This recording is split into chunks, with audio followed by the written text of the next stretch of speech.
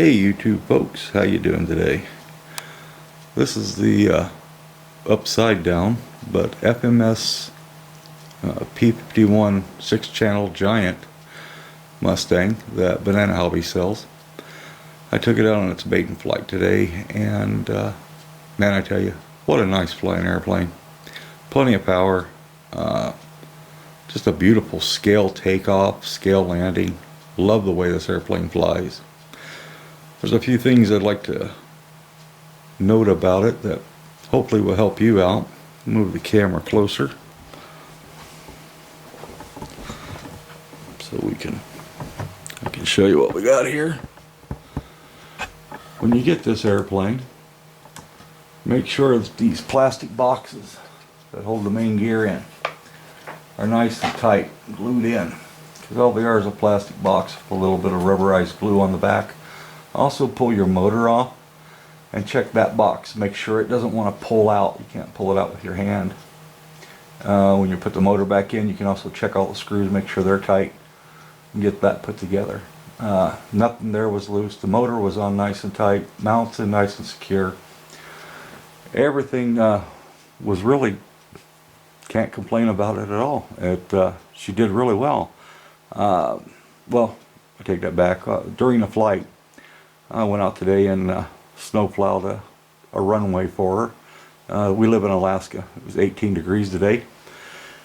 And I went to retract the gear and let's see if she'll do it, but that right hand gear is slower than that. This is on the left. And what happened is the gear cycled.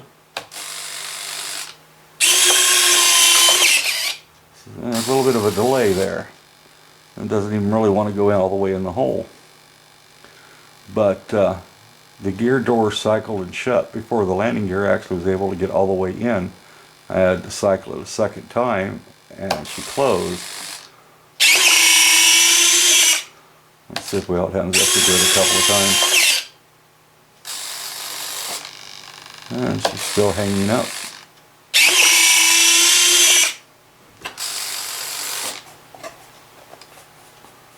And it doesn't seem loose. She feels pretty tight. Ooh, strut there.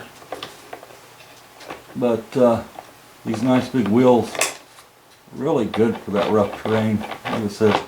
Like they say, they got the shock absorbers on them. Shock absorbers. A little late, so I'm starting to brain fade, but let's see what happens now. We retract the gear. There they go. But nothing really major there. The one problem I did run into is upon landing, I did not check the plastic tail support box. And I'll aim the camera down here. I had to pull it out. But what had happened is there was no glue on the forward section of this. So when the tail wheel hit, it naturally lifted it up and the gear doors would not shut. To pull that out, actually it's pretty simple. You'll find there's two screws that hold that panel on as it sits in here. You pull those out. You pull the servo horn off. One little screw there. Take the two screws out for the servo. Pull it out. You gotta pull out all the wiring, which goes all the way up to the fuselage. And then there's four screws that hold this in. And then that'll come off. Now the trouble is this has got to come in and out at an angle right here. And the bottom of this has to clear this lip. Now once I got this out, I'd use a pair of needle nose and I pinched it right here and just slowly worked it, twisted it and worked it until all the glue had released and it finally popped. But if you turn it over, you'll see that I had adhesion here, here, a little bit here, and a little bit here. But in this part at the top, where a lot of the torque is, when this lands and tries to pull back, there's nothing for adhesion. So what I'm going to do, epoxy this in here, epoxy all this, make sure I get enough epoxy so it goes up the side. I might even take some sandpaper and scuff that up a little, this up a little, re-scuff this on the side there. Once it's in, I'm going to put a bead of epoxy right across here up to about that point there, because remember the servo's got to go in here. You don't want to land against epoxy. And then come across this side on there. We'll get that put back in, get it epoxied down. Disappointing thing I noticed with Banana Hobbies is you cannot buy these boxes separate. This box comes, I think, with the fuselage, and the main gear boxes, they come with the wings.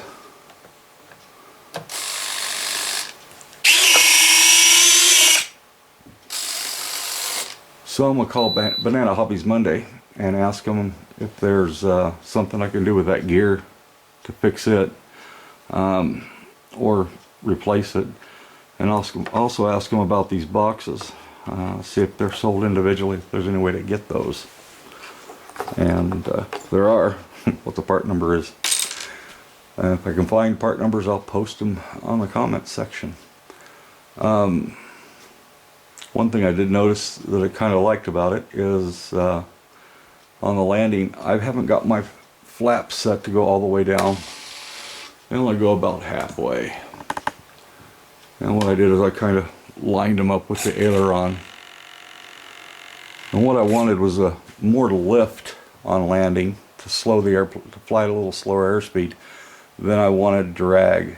Now with the full flaps, if you bring your flap all the way up, that'll give you more drag than lift.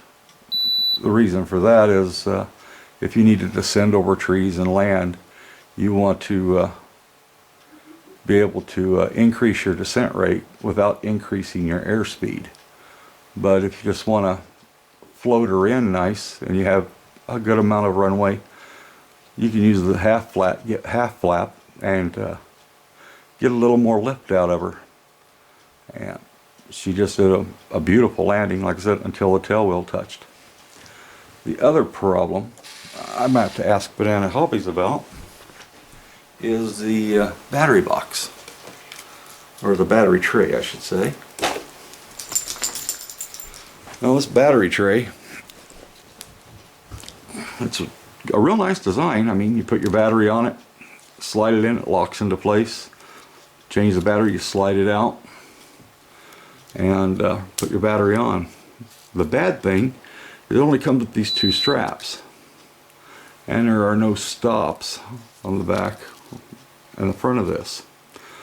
So if you get a nose down attitude, that battery could slide as far as this wire will let it. The really bad thing is in a nose up attitude.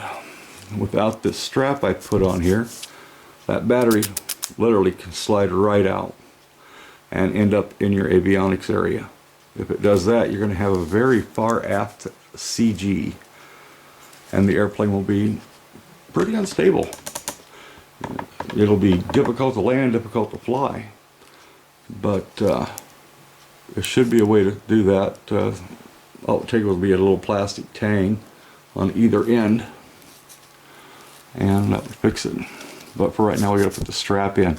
And like I said, I got to call them up and see if there's a way to get another one of these trays. If there's another tray, just leave the battery hooked to the tray and shut that annoying transmitter off, and just pull the whole thing out, slap the battery in the tray and plug it in and go fly.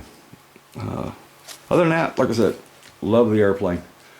She looked really nice in the air. The tip lights, it was an overcast day, like I said, 18 degrees out.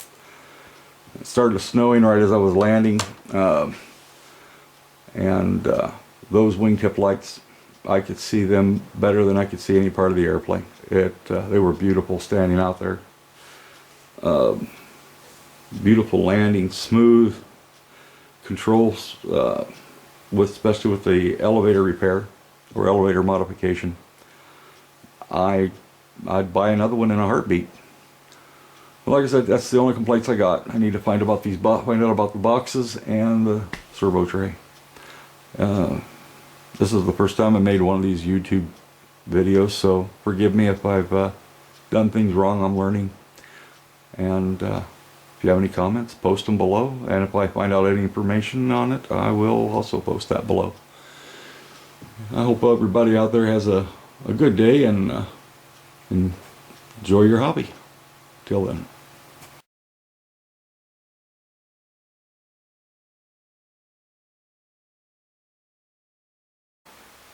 The first modification I did to this airplane was the elevator.